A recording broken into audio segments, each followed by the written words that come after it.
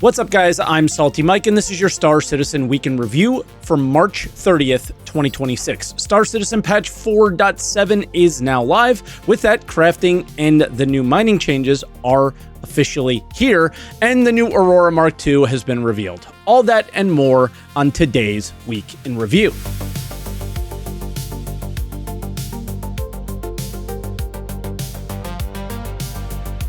And as always, if this is your first week in review, this is where I take all of the official Star Citizen news each week, put it into one video, and share some of my opinions about it. I also stream on Twitch, twitch.tv/SaltEMike. So stop by and say hi if you haven't yet. I always enjoy seeing you guys over there. We have a ton of things to get through today. So before we do, let me share with you today's sponsor. Thank you to Manta Sleep for sponsoring today's video. I've been using these guys for years now, and man, have these masks been a game changer for myself and my wife. I traditionally struggle to fall asleep where my brain's going a mile a minute, and the only way I can calm it down is to maybe watch something on YouTube or listen to a podcast. That's where the Manta Sleep sound mask comes in. My wife needs complete silence to sleep, but I need sound, so how does that work? The Manta Sleep Sound Mask has built-in low-profile Bluetooth headphones where I can hear and my wife cannot. But with that, I'm a side sleeper, and it's not uncomfortable at all to sleep on either side of my head.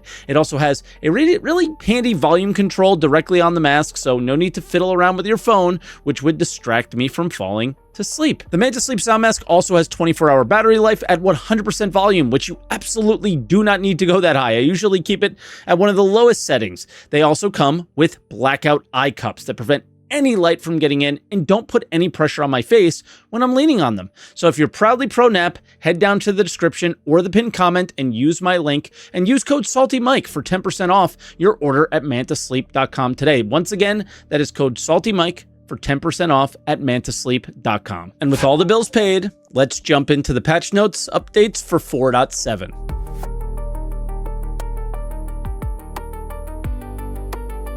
And we start out on Monday, where our first release candidate for 4.7 was released. For features, there wasn't much for me to take from this, and I don't really know any of these VR settings, but a bunch of changes are listed here, so feel free to pause and look if you see anything that you were looking to see addressed.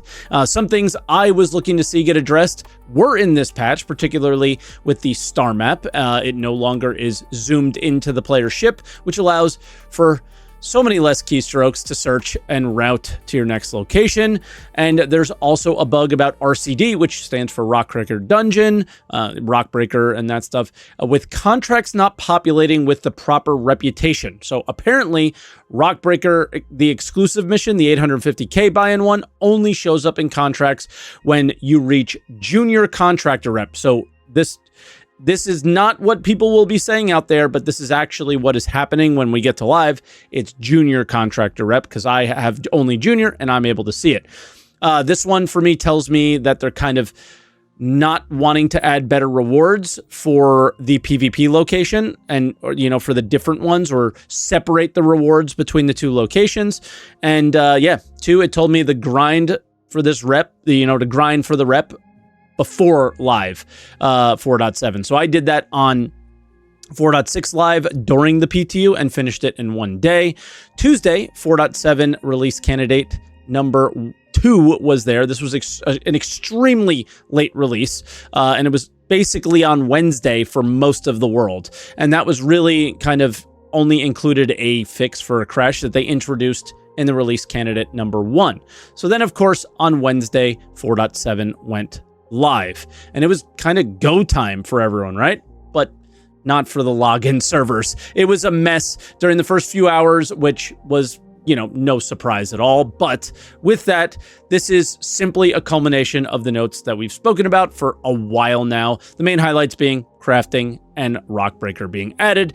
My experience has been somewhat good so far. Working together to complete blueprints and finding materials to craft has been quite fun. The only issue is I feel that I need 900 plus quality materials, not, because the other stuff isn't good, it's because tier 0 item recovery is still there, right? There's no purpose for lower quality gear because there's a chance you're going to lose it. Gems are quite easy to find good stuff or feels impossibly hard. I mined for 16 hours, and at the time of recording, I have found one rock over 800 and nothing over 900. This appears to be totally fine as a design for the future, but for now, it's certainly not fun. And then we had Hotfix Central on the 25th. They resolved the login issues that we saw on the release. On the 26th, they did a proper hotfix channel to fix some crashing, the Argo mole variants not showing up, and attempting to fix fabricators not responding. They didn't fix that. Hangars despawning. They didn't fix that, and radars being shut down by distortion too quickly. On the 27th, more crash fixes. The Aurora Mark II issues that, of course, came in because the Aurora Mark II was not tested in the PTU. And then Breaker Station star map improvements. They also did some server-side stuff for more crashes, refinery issues, and more star map stuff. They did not fix, again, the fabricator stalling just yet. That was the patch notes. Still very exciting. 4.7. It needs some tweaks, that's for sure. What those tweaks are, I don't know. We can only share what our experiences are, and I almost feel guilty because I had so much fun in the PTU because I wasn't feeling like I need anything. I was just testing and I was enjoying. It felt good. And now that it's gone live, in a lot of ways, it feels pretty horrible. Just the amount of grind you have to do is kind of tough. If I wanted 600 quality stuff for my day-to-day, I would be mining all day and having a great time. So we'll see. We'll see what they tweak with coming insurance updates in the future, but things need to happen. And with that, let's jump into roadmap updates.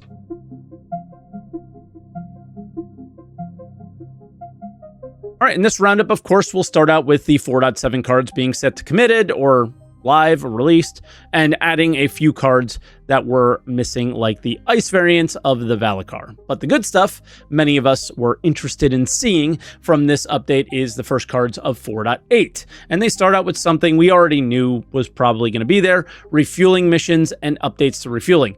All the content will be around NPCs and not players, but they will improve docking, so that will help player-to-player refueling, I guess. They also said they simplified it, but we will see when it drops. I would prefer to see gas scooping and then refining that into fuel and then stocking up stations or ships, more on that in a moment, that we that we refuel from. So think like ArcCorp L1 or Everus Harbor. And yeah, as that being the main loop for the ships, I think would be great. I hate the need to involve missions in everything as the main content. On top of that, the only reason any of this is happening is because of a ship sale. They announced a new refueling ship on SCL a few weeks back, so take that for what you will.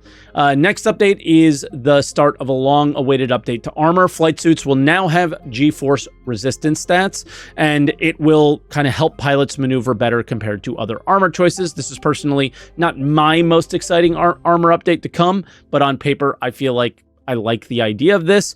Let's see how it plays out in the PTU whenever we get that. Next is something that will make larger scale stuff more self-sufficient, larger scale org operations, I guess, where you can rearm and refuel and repair from the hangar of some larger ships in game like the Polaris and the Idris. They're also planning to release the Ironclad during this cycle, I guess. With that, I guess they want to make the actual command module work, and that is where the cockpit can detach or attach to the cargo area of the ship and fly away. They're also adding the L-22 Wolf or Alpha Wolf to Wicklow, which, now that we have crafting, just kind of feels a little less exciting. Let me know what you think about that.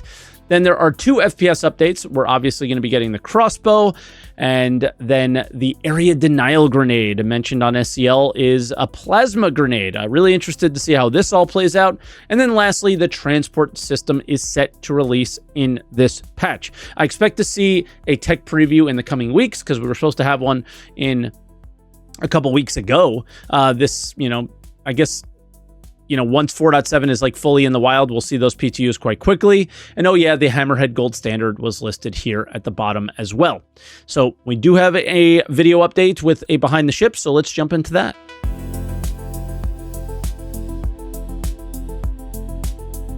So this episode is all about the new version of the Aurora, and they start out with a lot of art discussing and stuff, which isn't much to clip out for you in terms of information, as you kind of just look at it, right? So naturally, while I make this caveat, we'll just include some of those beauty shots here. But the first item I found worth clipping is about the stock weaponry of the ship.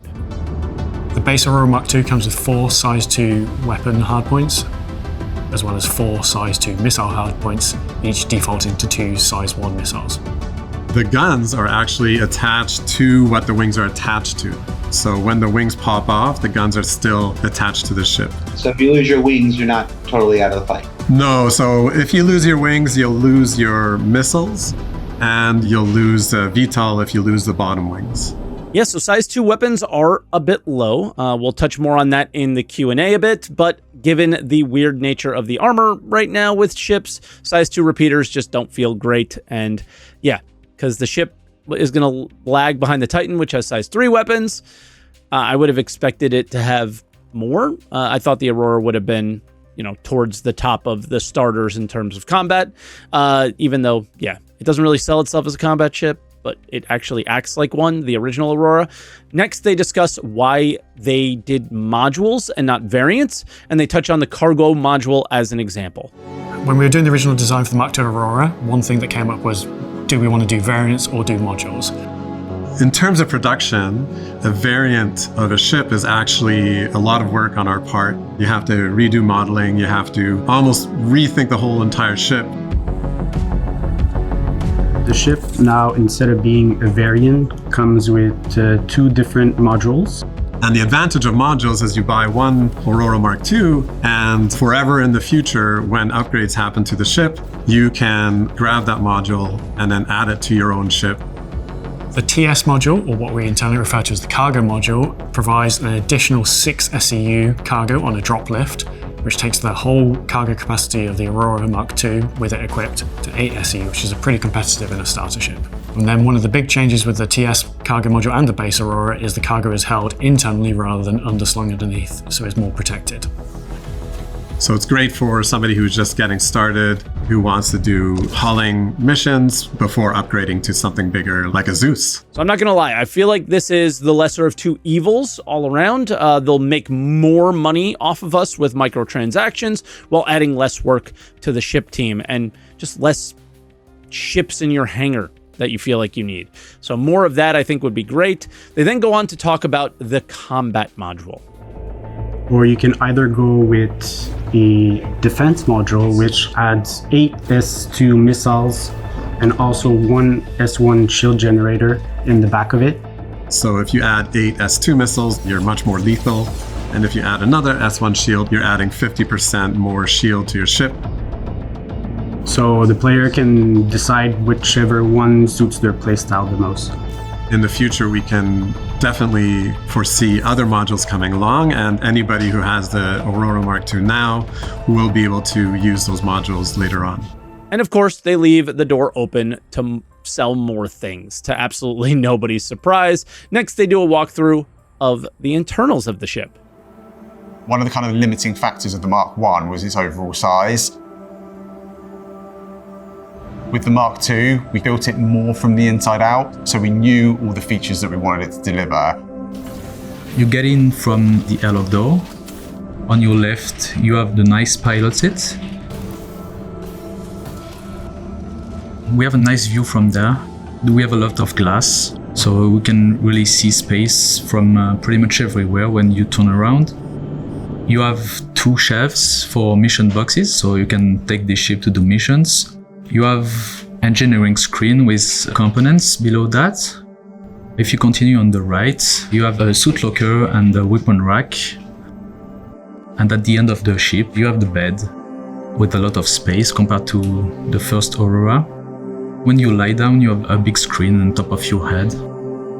It's very enclosed, but it all has a very functional style to it.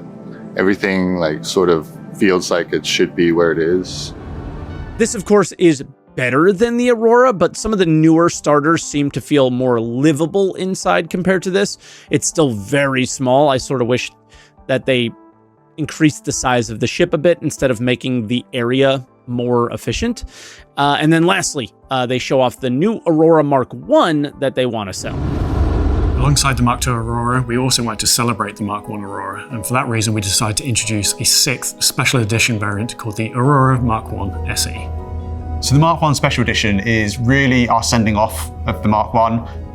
It's taking all of the best elements from the different Mark I models that we do and combining them into one. So it takes the improved cargo of the CL, the base level of the MR, the weapon loadout and the intakes of the LN, and then the luxurious take of the LX seat. We also wanted to give it a really nice unique paint. And we wanted to give it a nice update to the interior in terms of its materials and its colours. So it kind of feels like a high-end sports model of some of the cars you see out and about. So to me, this is goofy. It feels very collector, more on that in a moment, but it basically is a Giga Aurora that combines what is good about the variants, all of them into one. And yeah, with that, that was our video updates, just ship sale stuff. So let's move on to other updates for more ship sale stuff.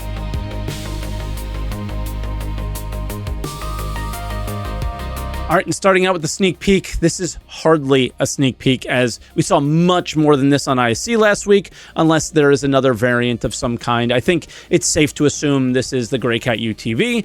I really don't see the point of vehicles like this, so I'll take this time to ask you guys why. Why do you buy them when you do? What do you use them for? Like, I understand hover bikes to deal with turrets at bunkers or anywhere where there's turrets, but wheeled vehicles that really struggle, I don't understand, right? I don't get that. Now, moving on to the Aurora Mark II sale page. On Tuesday, they teased the sale page to hype this up a bit, but on Wednesday, they finally opened it up for us to see. In terms of the sale page, you get the usual in-game lore stuff at the beginning, promoting the ship, and then we get into my favorite, the paints. This one is a better lineup of paints for my liking so far than I usually see. I especially like the iridescent one. I didn't expect I would like something like that.